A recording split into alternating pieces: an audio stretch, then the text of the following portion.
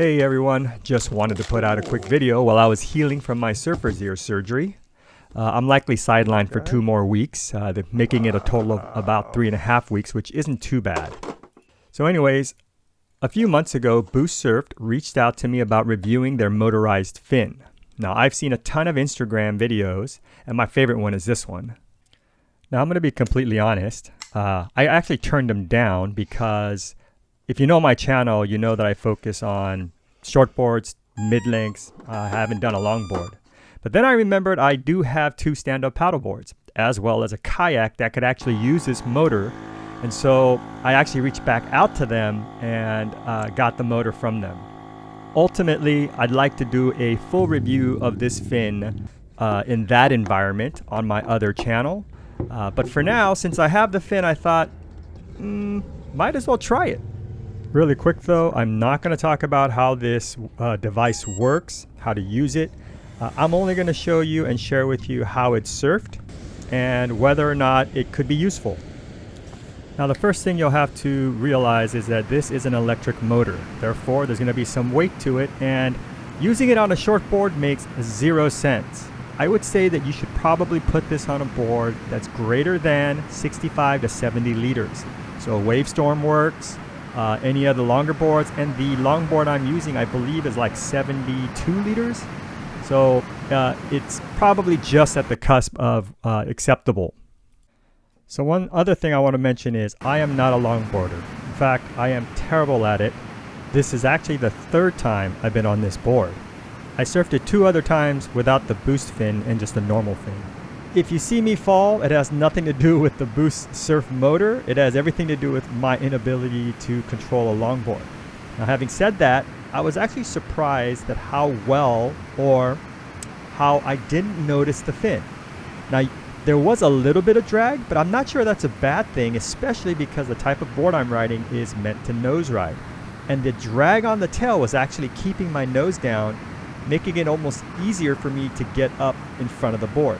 Now this is my last wave because I think I charged it incorrectly and my battery died.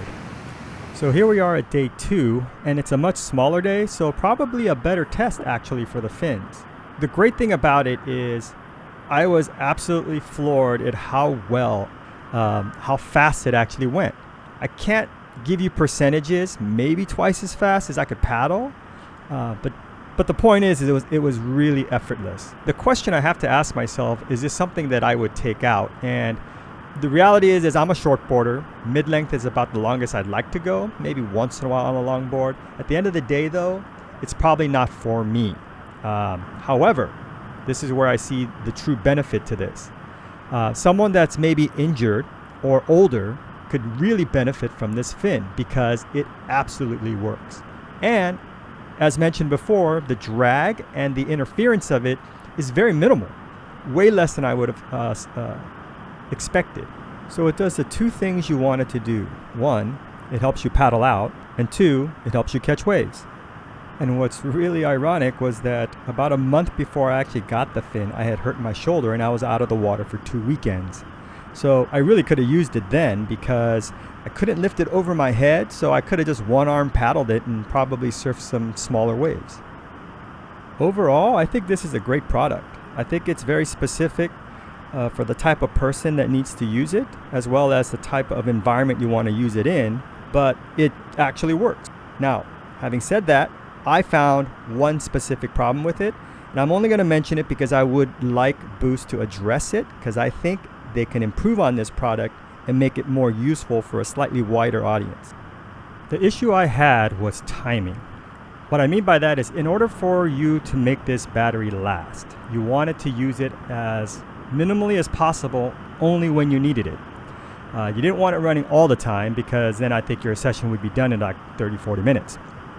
But if you economically used your power, you could probably go 1.5 hours, possibly even 2 hours.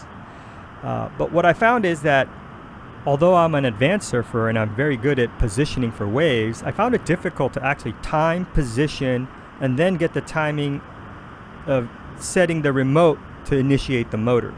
I found myself losing momentum in that entire process. So it would be ideal, and this is just a thought, that maybe for the surfing environment, rather than a wrist remote, you had like a mouthpiece remote, something you would wear around your neck. You could put the device, let's say with your teeth, you could clench down, which activates the motor.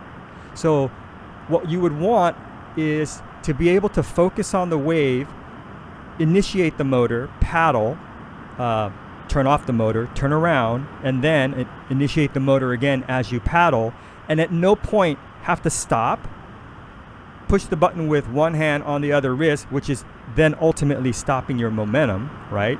And then get going.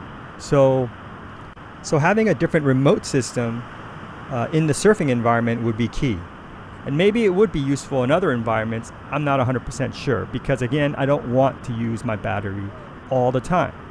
And by turning it off on, my session lasts about an hour and 30 minutes, which was way longer than I thought it would go. So just to recap, this is actually a very good product for someone who's injured or older that wants assistance paddling, and ultimately that's just going to make your sessions longer. You're going to get on more waves, probably have more fun.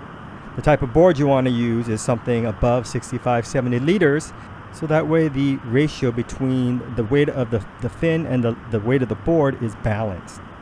Now, one last point I want to make is I'm not sure if this is good for beginners, because again, the timing thing's an issue. And number two, I mentioned it was heavy, and I know that I've seen beginners, one thing they always do, they tend to nose a board, and then the board will fly up in the air 10 feet. Now, I can only imagine if this fin landed on them, it could cause a lot of injury. So I would say not for beginners. That's my personal opinion. Awesome for the people I mentioned, as well as stand-up paddleboarding, kayaking, or other environments where you need some type of assistance. I plan to use this in my kayak fishing. One thing I hated about kayak fishing is I'd venture out 2 hours and then I'd have to come back 2 hours, and that paddle back is never fun.